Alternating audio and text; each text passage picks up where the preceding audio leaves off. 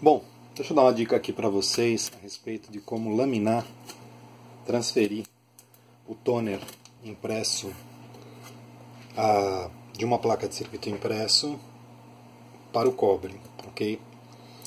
Primeiro eu uso uma impressora laser comum, uma modelo Samsung sem grandes especificações, e configuro durante a impressão o formato mais escuro que o driver da tua impressora permite. No caso da minha é uma opção que fala cartolina, ok? Ela imprime o mais escuro possível.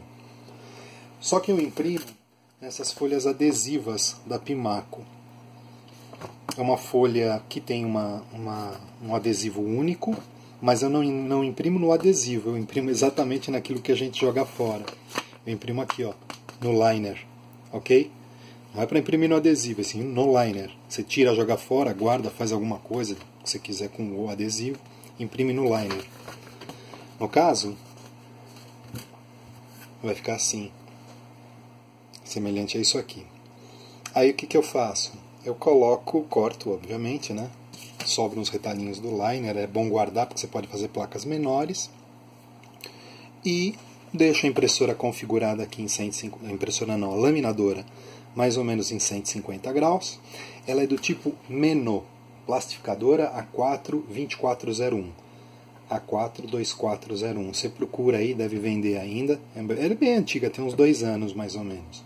E o que eu gosto dela é que a distância entre as calandras da laminação ela é suficiente para passar placas de circuito impresso. Então não precisa fazer nenhuma alteração nela, tá? Coloco aqui mais ou menos em 140, 145 graus, no finalzinho de escala dela. Deixo aquecendo, é o tempo dela aquecer e vamos laminar. Você vai dar umas 4, 5 passagens de cada lado e a partir daí você já pode retirar o liner daqui, que o toner vai ficar perfeitamente depositado aqui no cobre. Recomendação antes, passa uma lixa leve no cobre e desengordura, tira qualquer tipo de oleosidade que você encontre na placa virgem, utilizando thinner, utilizando algum solvente que você tenha por aí, ok? Só colocar mais um pedacinho de fita aqui, que tem uma área de cola, para não sujar os cilindros aqui da laminadora. Botei só mais um pedacinho de fita aqui. Vou começar colocando a parte de cima e essa parte que eu deixo sobrando aqui. E a dica importante é não empurrar a laminadora para dentro da laminadora a placa.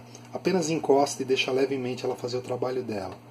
Encaixou lá, agora a partir daí é com ela. Ela vai puxar e aplicar a pressão necessária no sanduíche entre o liner, que é a parte de proteção do adesivo, onde eu imprimi, e a placa, ok?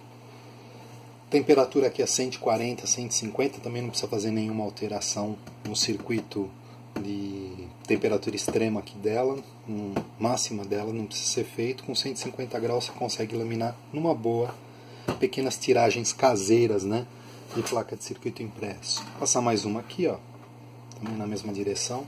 Vai demorar um pouquinho o vídeo aqui, umas 4 ou 5 vezes, mas eu quero fazer o processo inteiro com vocês para vocês verem, tá bom?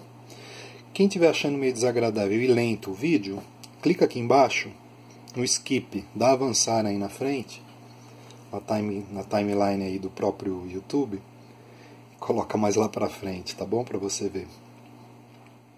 Já o fim, se der certo, né? Bom, se não der certo eu vou editar, vocês não vão ver que deu errado nunca, tá bom? Olha lá, passei 2 vezes nessa direção, vou passar agora uma vez nessa direção aqui, ó, virada pro lado de cá, tá bom? Passar umas 2 vezes assim, depois umas 2 vezes do outro lado, 2 vezes do outro, e tá pronto. Eu já fiz bastante placa de circuito impresso caseira, assim, para meus protótipos, ou até para projetos de alguns clientes e amigos, utilizando ferro de passar. Funciona muito bem também, eu acho que é bem legal aí quando você está começando os experimentos, utilizar o ferro de passar, não vejo nenhum problema quanto a isso. Algumas recomendações em relação ao ferro de passar é evite os ferros de passar com a parte do vapor ativado, né? Principalmente na fenolite aqui. Porque o que acontece? As placas de fenolite são razoavelmente higroscópicas, né? O que quer dizer isso? Elas absorvem a umidade. Se você utilizar o ferro de passar a vapor numa placa de fenolite, você vai estar, de certa forma, impregnando a própria placa com umidade.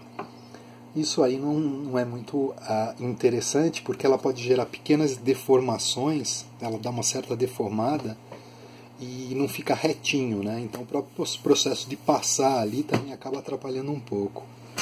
Tem uns ferros de passar que eu consegui bons resultados, que são aqueles ferros de passar antigos da GE.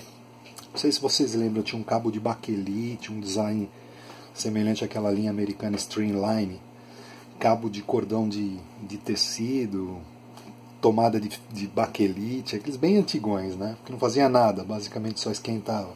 Aqueles eram muito bons, porque eles esquentavam rápido, tinha uma distribuição de calor por toda a chapa ali e não soltava vapor, né?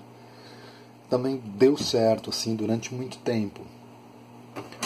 Porém, depois que eu estou já há uns 2 anos com essa laminadora aqui, o processo se tornou muito mais simples, né? Ela é interessante que ela distribui o calor por igual na placa.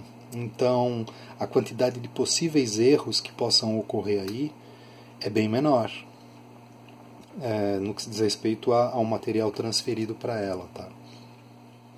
Como eu comentei, eu passo ali umas 4, 5 vezes de cada lado e vou olhando aqui se ela vai ficando escura, né? Se o toner vai ficando escuro. Quanto mais escuro o toner fica aqui no papel, mais próximo está do momento que já laminou.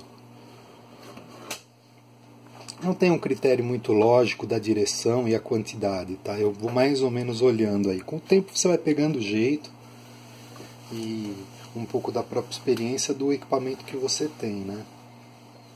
Então o resultado ele fica bom. Uma vez feito isso, o que está acontecendo? Você está aplicando calor no toner, que é um tipo de plástico em pó.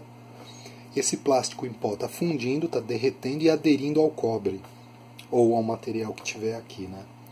Feito isso, quando você tira o papel, fica depositado no cobre esse plástico, que funciona como uma máscara para o processo de etching, né? Que seria a corrosão do cobre que você vai fazer utilizando ou ácido clorídrico ou percloreto de ferro, né? Então, as áreas cobertas em preto, o ácido, entre aspas, ou o líquido que vai atacar, a solução que vai atacar o cobre, não atua, só atua nas áreas que o cobre está exposto. Você pode fazer isso com alumínio também, consegue um resultado interessante para fazer pequenos painéis. Eu costumo fazer os painéis dos meus equipamentos homebrew, caseiros, utilizando uma técnica muito semelhante, né? De aplicar na própria folha de alumínio esse tipo de técnica. E aí depois da eletrodeposição você tem esse alto relevo aqui nos caracteres, né? Fica aqui essa aparência fosca e os caracteres em alto relevo. Você passa uma lixa, ele fica brilhante aqui. Você vai encontrar bastante informação dessa técnica com o pessoal que faz pedal de guitarra, principalmente nas caixas Hammond de alumínio, tá? Eles usam essa técnica para fazer painéis e as próprias caixinhas de alumínio. Uma técnica que eu acho muito bonita, muito interessante para fazer placas de identificação. Eu vou colocar alguns links aqui embaixo do vídeo com outros canais, com o pessoal dividindo essa técnica aí com vocês, tá bom? A novidade então aqui não tem muita, tá? Fora essas pequenas dicas para vocês, a novidade principal desse vídeo é o uso dessa laminadora, plastificadora A4-2401 da Meno, acho que é Meno, deve ser isso. Bom, de qualquer forma, se você colocar no Google plastificadora A4-2401, vai pular ela possivelmente aí na página de respostas do Google e vai, de certa forma, já indicar para vocês aí ou aonde comprar, ou que tipo que é. Coloquem aí embaixo, o pessoal que já faz isso, que não acha isso aqui uma grande novidade, se existe já alguma laminadora superior a essa para esse tipo de trabalho, tá? Que é a laminação de placas de circuito impresso. Eu realmente não conheço. Como eu falei, eu tenho ela há uns 2 anos aproximadamente e não uso outra. Então não tenho nenhuma forma de comparação. Ó, quando começou a ficar bem quente a placa, é que está quase dando certo, né? Você pode levantar aqui um pouquinho a lateral, ó, e já começar a ver que começou a aderir ali, ó, o preto, né? Do material no cobre. Então, ó, vamos tirar, esse momento é legal, ó, dá uma olhada. Sai perfeitinho, ó. Tá vendo que não sobrou nada de tinta, né? Aqui no papel. Tá aí, ó. Fica bonito, né? É isso, rapaziada. Se gostaram, dá um joinha, dá um like e compartilha pro pessoal que faz placa de circuito impresso se essa informação for útil para eles também. Tá bom? Vou ficando por aqui. Meu nome é Silvio Pinheiro e eu opero a estação de radioamador chamada Papa Uniforme 2 Sierra Romeo Zulu. Forte abraço a todos e 73 aos radioamadores.